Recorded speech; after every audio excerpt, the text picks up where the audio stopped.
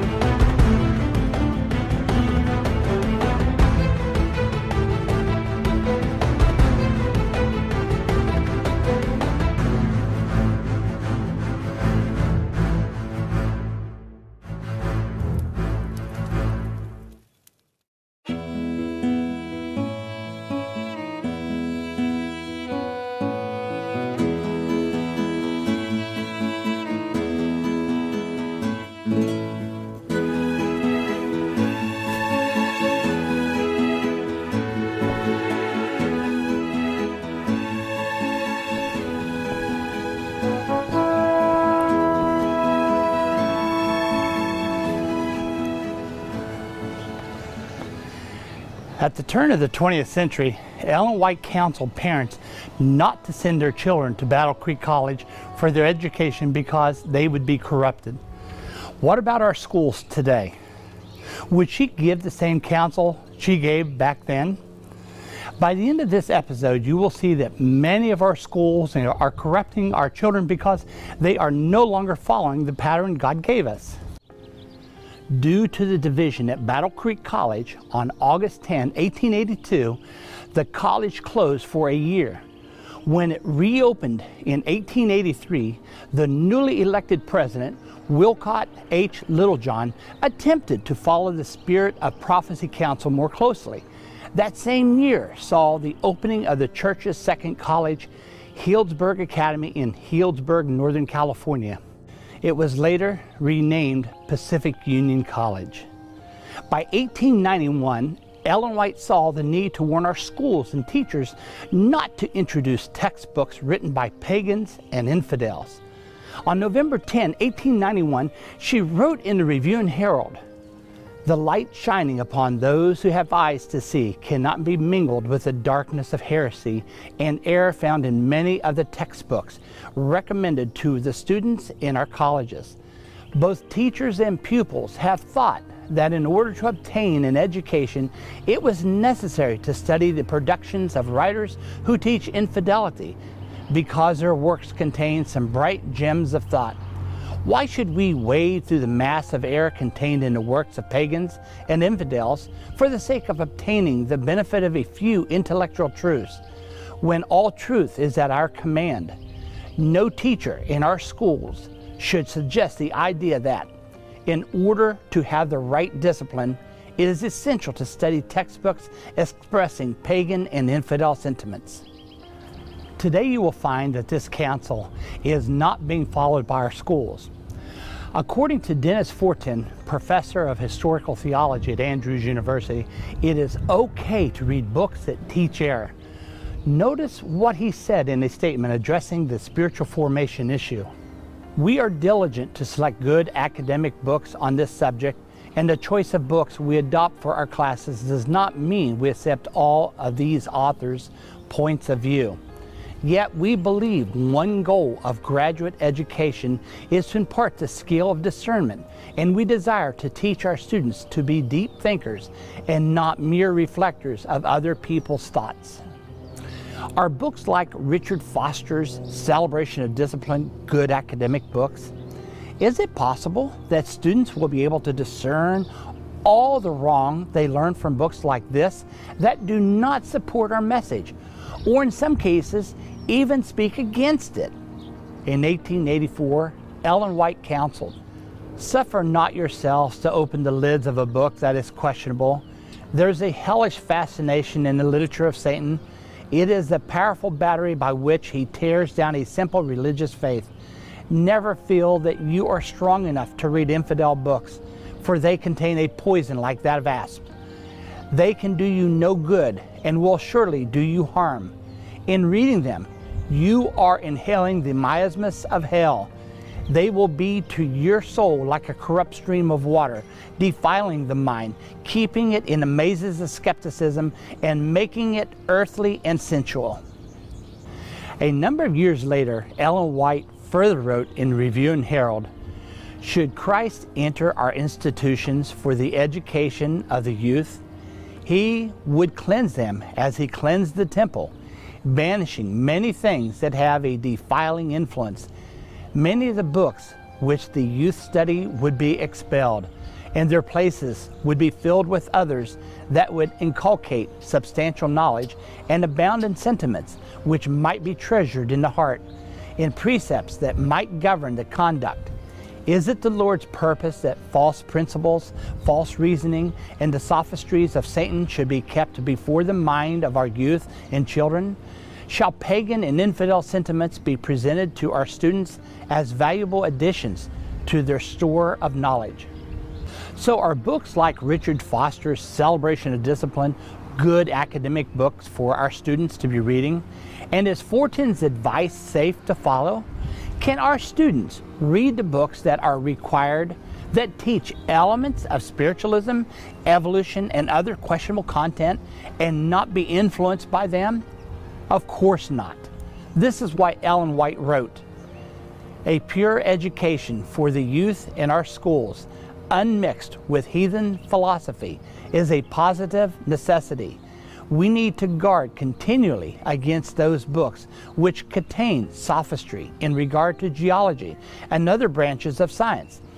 Before the theories of men of science are presented to immature students, they need to be carefully sifted from every trace of infidel suggestions. One tiny seed of infidelity sown by a teacher in the heart of a student may spring up and bring forth a harvest of unbelief. The sophistries regarding God and nature that are flooding the world with skepticism are the inspiration of the fallen foe. Through science, Satan has sought to destroy or compromise the faith of many Seventh-day Adventists.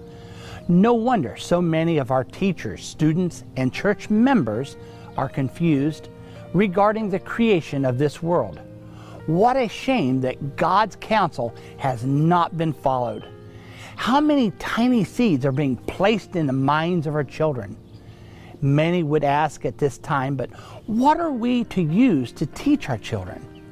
God has already given us counsel to meet this question. In a night vision given me some years ago, I was in an assembly where our school problems were being discussed, and the question was asked, why has not appropriate matter for reading books and other lesson books been selected and compiled? Why has not the Word of God been extolled above every human production? Our schools and churches should be carefully selecting and, if necessary, compiling textbooks that contain no trace of error. But sadly, that has not happened and probably never will, considering the amount of apostasy that exists in the church today.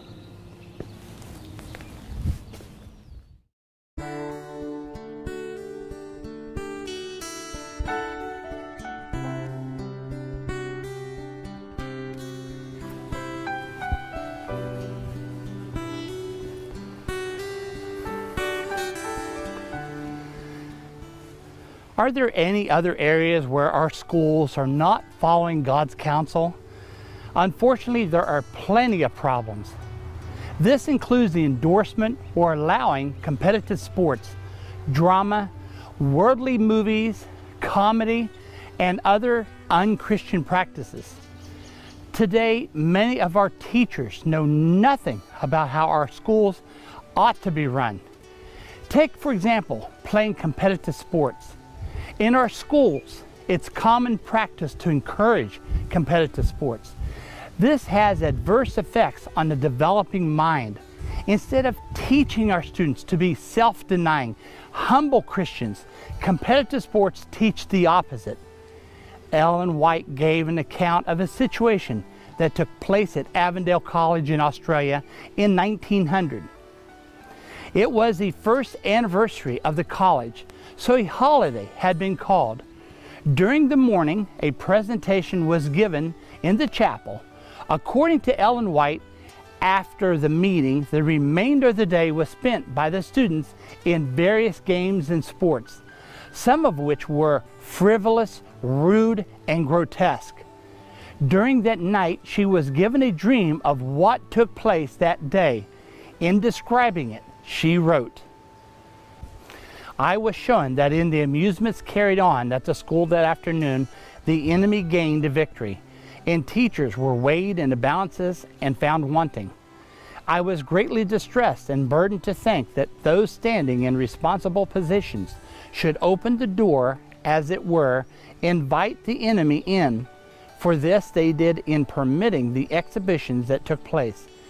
By what they permitted, they marred their record and grieved the Spirit of God. The students were encouraged in a course the effects of which were not easily effaced.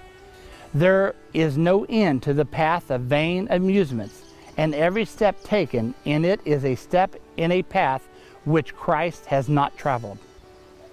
According to God's counsel, when our schools allow these students to play meaningless sports and games, especially competitive ones, they are doing the work of Satan. Notice what some of these games were. A view of things was presented before me in which the students were playing games of tennis and cricket.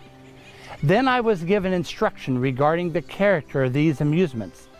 They were presented to me as a species of idolatry, like the idols of the nations. Both cricket and tennis are competitive sports that are idols to the world. Playing those sports back then at Avondale College allowed Satan to gain a victory and dishonored God. What does that say about allowing such competitive and world-loving sports into our schools? Is it any different today? No. The principle never changes. In fact, the world is probably more in love with sports today than it was back in the 1900s. Some will reason that in order to allow our students to experience physical exercise, our schools need to allow sports. This is faulty reasoning. Ellen White wrote, "The public feeling is that manual labor is degrading, yet men may exert themselves as much as they choose at cricket, baseball, or in pugilistic contests without being regarded as degraded. Satan is delighted when he sees human beings using their physical and mental powers in that which does not educate, which is not useful, which does not help them to be a blessing to those who need their help. While the youth are becoming expert in games that are of no real value to themselves or to others, Satan is playing the game of life for their souls, taking from them the talents that God has given them and placing in their stead His own evil attributes. From the beginning, God had answered the physical exercise issue. He proposed that our students spend time each day in manual physical labor through activities such as gardening. This is why our schools were to be out in the country where a garden could be grown. Naturally, many will question, is it wrong to play all sports? The answer to that depends on the circumstances. In the Adventist home, Ellen White wrote, "While we restrain our children from worldly pleasures that have a tendency to corrupt and mislead, we ought to provide them innocent recreation, to lead them in pleasant paths where there is no danger. I do not condemn the simple exercise of playing ball, but this, even in its simplicity, may be overdone. I shrink always from the almost sure result which follows in the wake of these amusements. It leads to an outlay of means that should be expended in bringing the light of truth to souls that are perishing out of Christ. The amusements and expenditures of means for self-pleasing, which lead on step by step to self-glorifying, and the educating in these games for pleasure produce a love and passion for such things that is not favorable to the perfection of Christian character. Sports played in a way that does not lead to competition, self-glorification, pride, strife, or aggression are safe.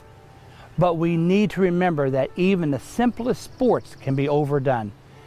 It would be so much better to take children out into nature where they can receive exercise. This might include, for example, growing gardens or orchards, or going on nature walks.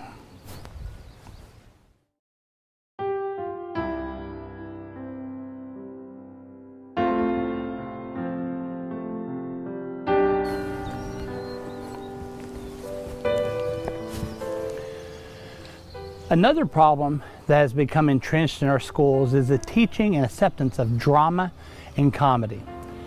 In today's media-driven world, this is a very important point to consider. In Fundamentals of Christian Education, Ellen White wrote of the dangers of theatrical performances. I cannot find an instance in the life of Christ where he devoted time to play and amusement. He was a great educator for the present and the future life.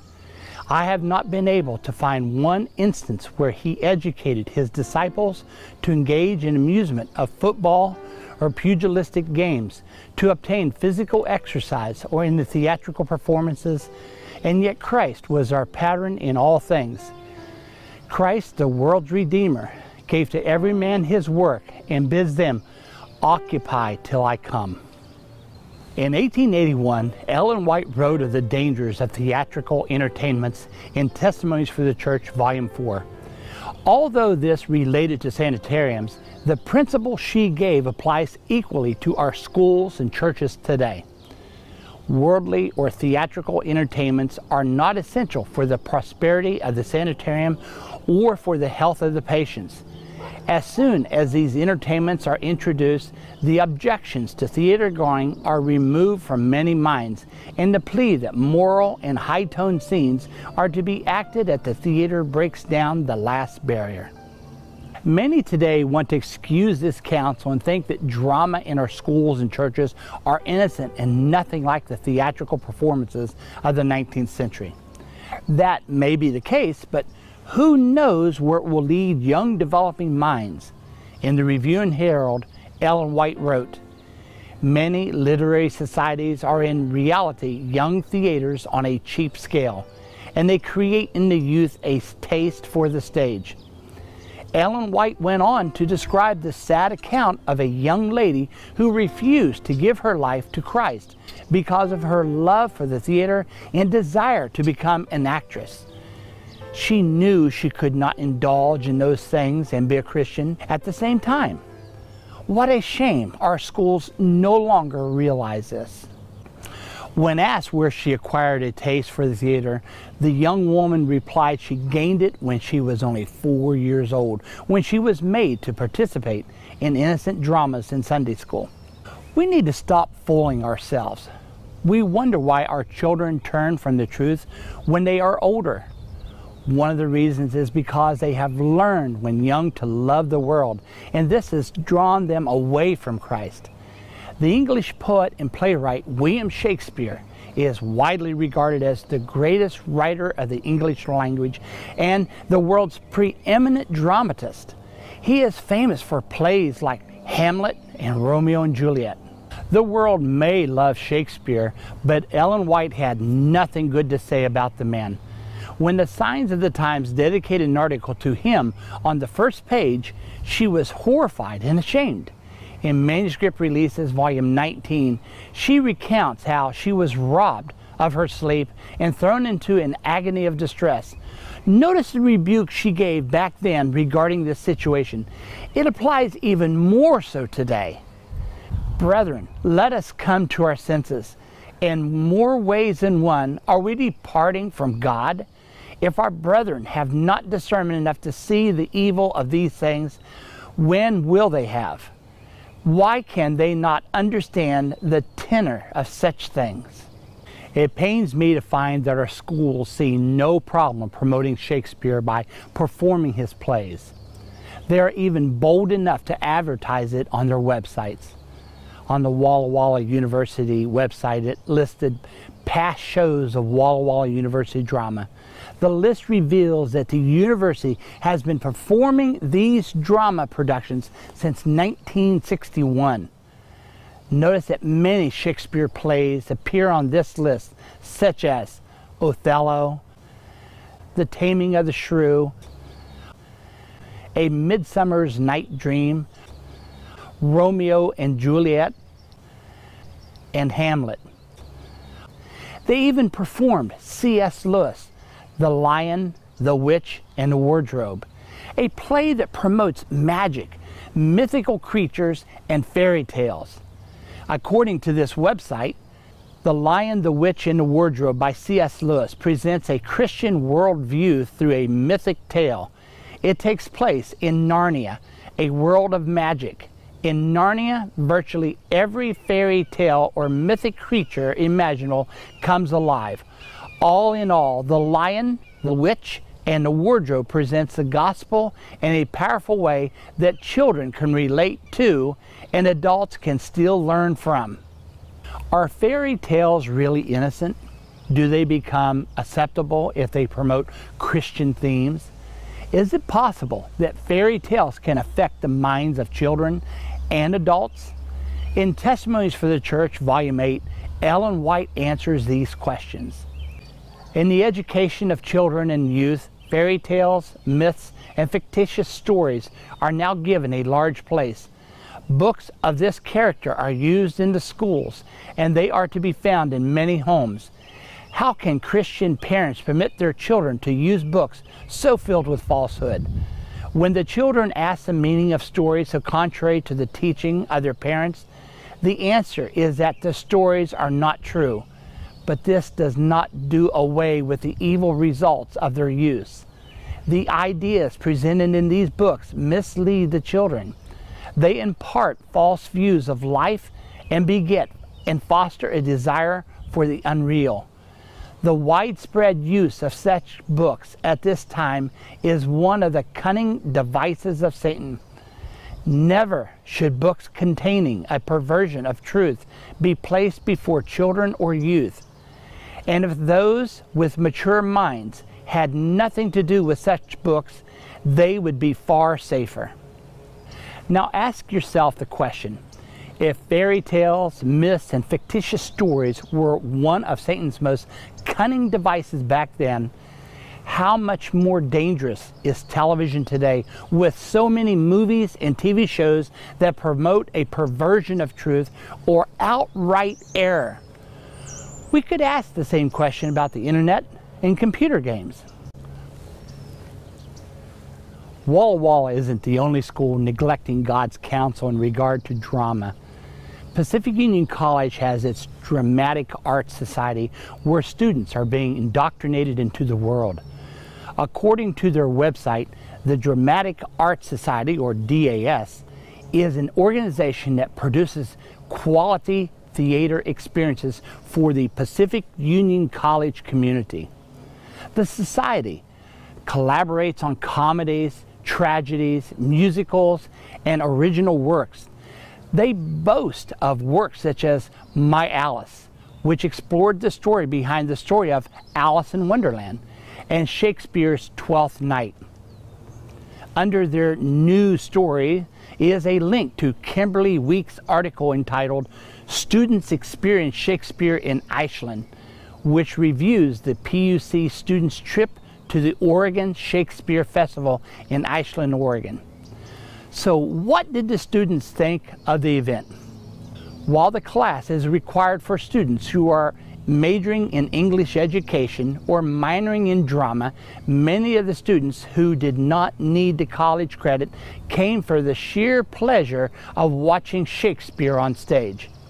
Now, what does attending such an event do for students? According to Cynthia Westerbeck, the English professor and tour coordinator at PUC, seeing Shakespeare on stage helps students to appreciate the theater experience.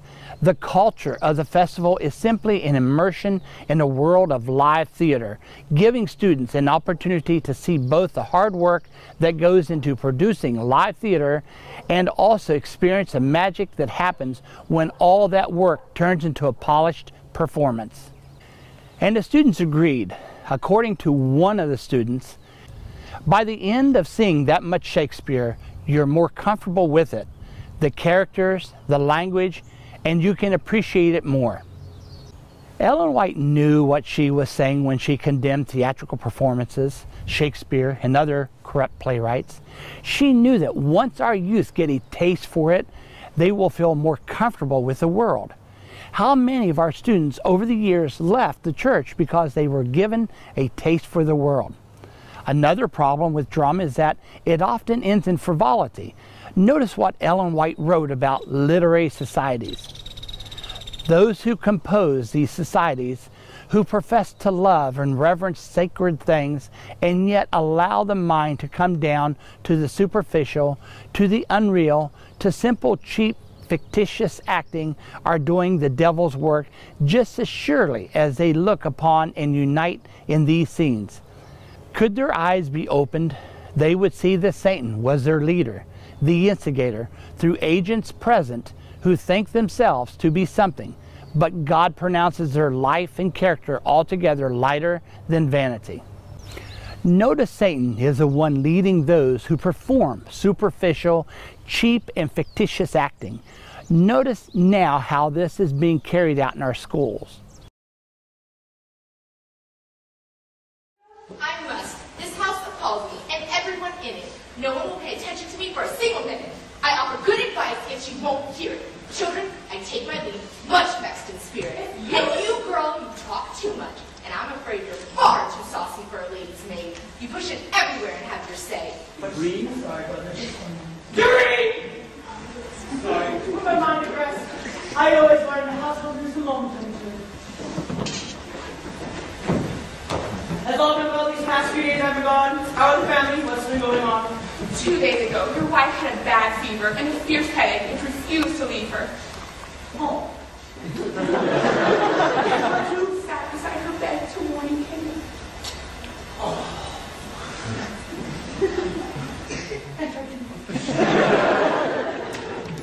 Well, having eaten, he rose and sought his room on, ready to doze. This first video was filmed at Southwestern Adventist University. It was a drama production of Tartuffe, one of the most famous theatrical comedies by Molière. It tells the story of a hypocrite who attempts to destroy the domestic happiness of a citizen who is charmed by his seeming piety. The play includes theft and lust. The next video is of a musical production performed by the Hong Kong Adventist Academy entitled Into the Woods. Notice how the dean and the Bible teacher describe the production. Hi, my name is Tommy Poole. I'm the dean as well as the Bible teacher here at HKAA, and I've been assistant directing for the upcoming musical Into the Woods. And this musical, it has everything you could want. It has comedy, it has drama, it's a great commentary on life. And I've been really excited to see how it all comes together here in a couple of weeks. So you should definitely come check it out, Into the Woods. Comedy is not something a Christian should be involved in, yet our schools promote it through their drama classes. This is not in accordance with counsel from the Spirit of prophecy. In the book, That I May Know Him, we read, "While we are not to be gloomy, but cheerful and happy, there is to be no silliness, but a sobriety and harmony with our faith. Words and actions form character. Therefore, our words should be clean, pure, simple, yet elevated. The gift of speech is a valuable talent, and the Lord has no pleasure in hearing low, cheap, degrading nonsense which tastes strongly of vice and revelry. These evil, silly words are discordant notes and contribute to the happiness of no one. They are a detriment to the spirituality. The Word of God forbids them." There is much more counsel regarding this in the Spirit of prophecy. In Manuscript Releases, Volume 18, we are told, "It is right to be cheerful and joyful, but words of jesting and joking, of lightness and trifling, show that the profession of Christianity is not genuine." Another problem with drama is that it encourages self-glorification of the actors. Just look at the movie stars. This is where it leads. Notice the advertisement for Hong Kong Adventist Academy, Into the Woods. Hello, my name is Eddie Lam, I'm staff at HKAC. I'm going to be acting as a baker in this Into the Woods musical. Come watch me. Hello, I am Jen. I am from the 4th grade. I am 9 years old. I study at HKAA. Come watch me. Hey, I'm Sam. I'm a student at HKAC. I'm going to be playing the role of Cinderella, and you should come and watch me. Hi, I'm Paul, and I'm in the ECF class. I'm the narrator of the play, so come watch me talk. Hello, I'm Marlene, and I study in Commonwealth Baptist College ECF, English College Foundation, and I play as Little Red Riding Hood in Into the Woods, so please watch me. Hello, I'm Stella. No, I'm Rapunzel. I'm a college student, so come and watch me. Hi, I'm Enzo. Hey, I'm Charles. We're both from college, psychology department. Notice how it is all about come and see me. The world is addicted to drama, and sadly, the church is too. But this is not only done in our schools, but also in our church services where God is supposed to be the center of our worship.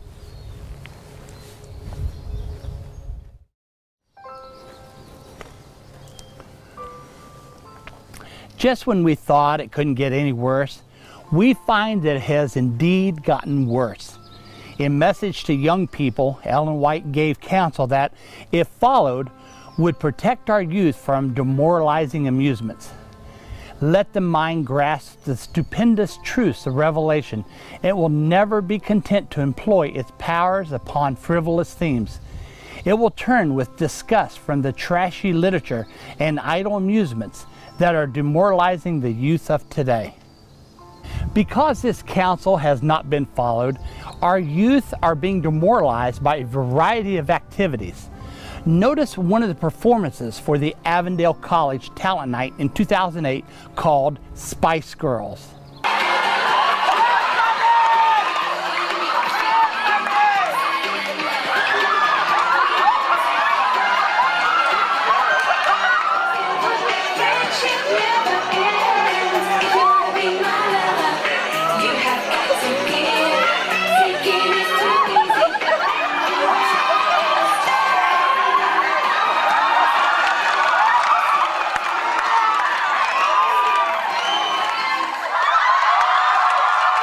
If men dressed up in women's clothes dancing to a worldly song is not demoralizing, I don't know what is.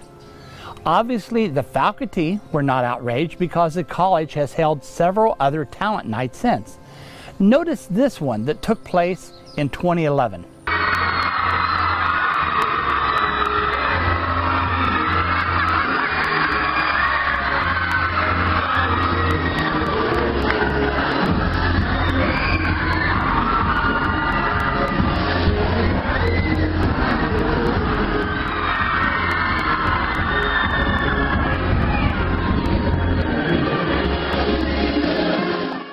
Who in their right mind would send their children to a college that lets their students participate in such abominations? Avondale College was founded by direction received through Ellen White.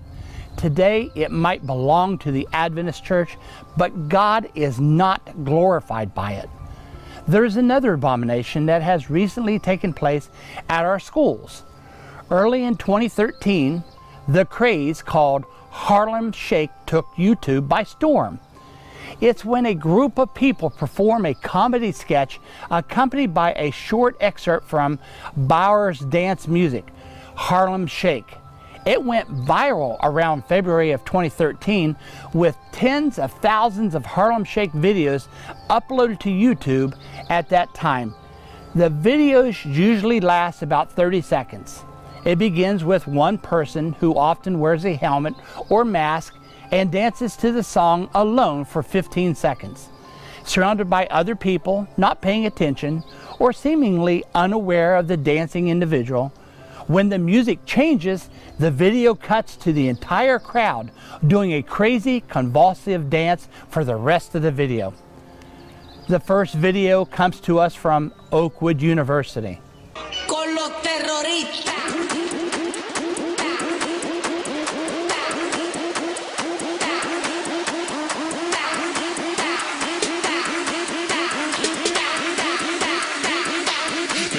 Harlem Shake.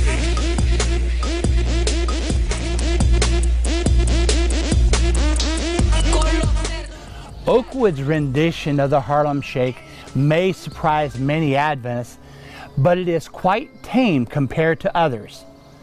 This next video comes from Southwestern University.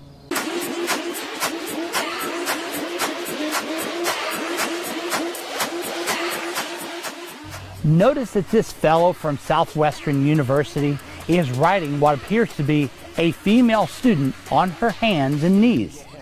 Also notice how frivolous and stupid they look as they dance around.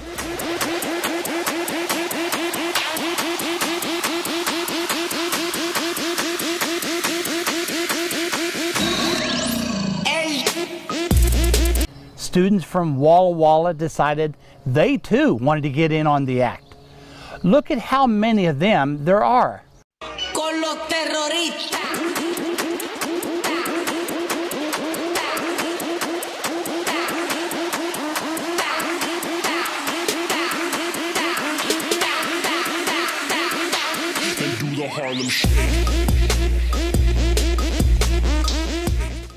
Are these really Seventh-day Adventists? Andrews University is where many of our pastors are trained. Surely they wouldn't be involved with this craze. Well, look again. Con los terroristas.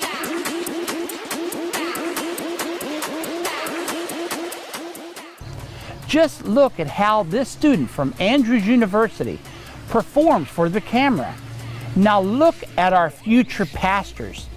Do you really want to send your children to this university?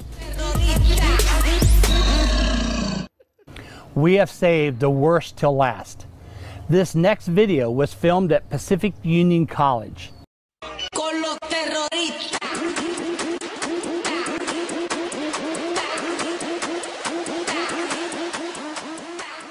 The moves that this fellow makes are very sexual. But look at what happens next. It's beyond description. Is this really happening in an Adventist college?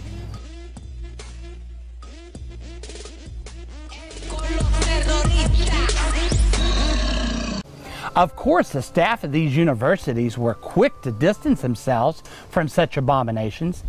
But sadly, the damage has been done. Satan gained another victory when the world was able to see just what happens at our universities.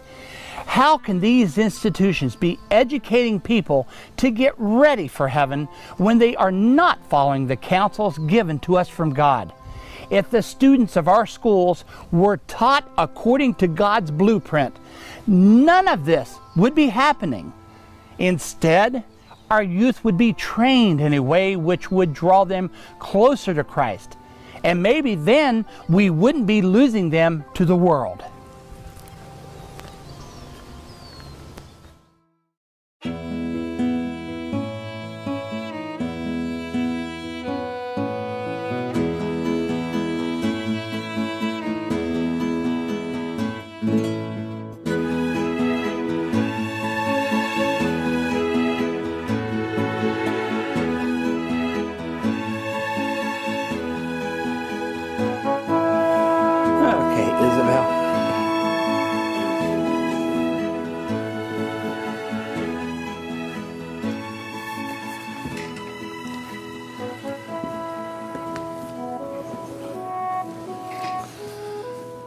Isabel, I don't know about you, but what I found out about the Adventist education system is really bad. It's enough to make me sick. Ernie, I found the same with the Adventist health system. Our hospitals are nothing like the sanitariums Ellen White was shown that we should run. They've united with the world and are pushing worldly ideas, including New Age practices. That's so sad. I guess this is part of the overall apostasy that has been increasing over the years. Oh yes, we're in a time when we need to be sighing and crying for all these abominations. You know, Isabel, there are many other areas that we just don't have time to cover that we need to be sighing crying for. Such as? Well, as the apostasy has increased, our standards in the church have dropped considerably. We used to teach it. Dancing was not appropriate, but now many schools allow it. We used to know what type of music was appropriate to listen to, but now anything goes. There used to be a time when our women followed dress reform, but now they wear skimpy, sexually provocative clothes that are just like the world. We used to teach that wearing jewelry and makeup was not appropriate, but now it's common for Adventists to wear jewelry. We used to teach health reform, but now the majority of Adventists don't follow health reform anymore. And even the divorce rate within the church is no different to the divorce rate in the world. You know, Isabel, when you view the church as a whole, no wonder Ellen White described it as appearing to fall. Take, for example, the 2011 convocation at Southern Adventist University. When I saw the video, I wondered whether it could get any worse. I want to show you this video I'm talking about. Okay, here you go. Notice how the students are acting like the world, dancing with a bedlam of noise. Who would want to send their children to that school to receive their education when things like this take place?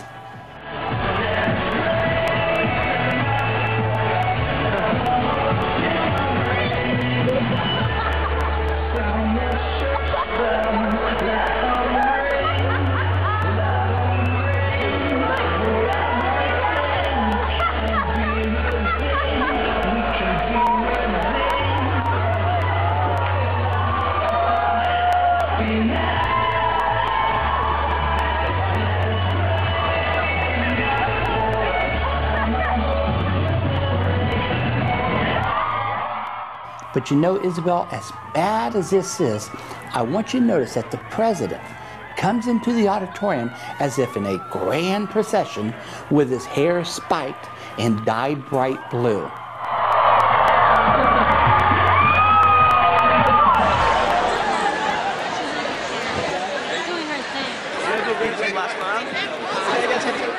Then at the end, he mentions the camera being closed and makes this horrible facial expression. Oh my, I just don't know what to say. Clearly, Satan is corrupting our youth, who not only are our future leaders, but he's already corrupted those in responsible positions who are supposedly teaching our youth. Yes, he is. And this is why we are presenting this series. You know, Jesus has shown me that he is about to return. He is looking to see whether his people are living by faith, but sadly, they are not. This is why he has given me dreams to warn people, but soon it's going to be too late to change. Well, Ernie, it is my prayer, and I know it is yours too, that people will watch the videos in this series, read your dreams, realize their true condition, and repent before their probation closes. Yes, that is my prayer too.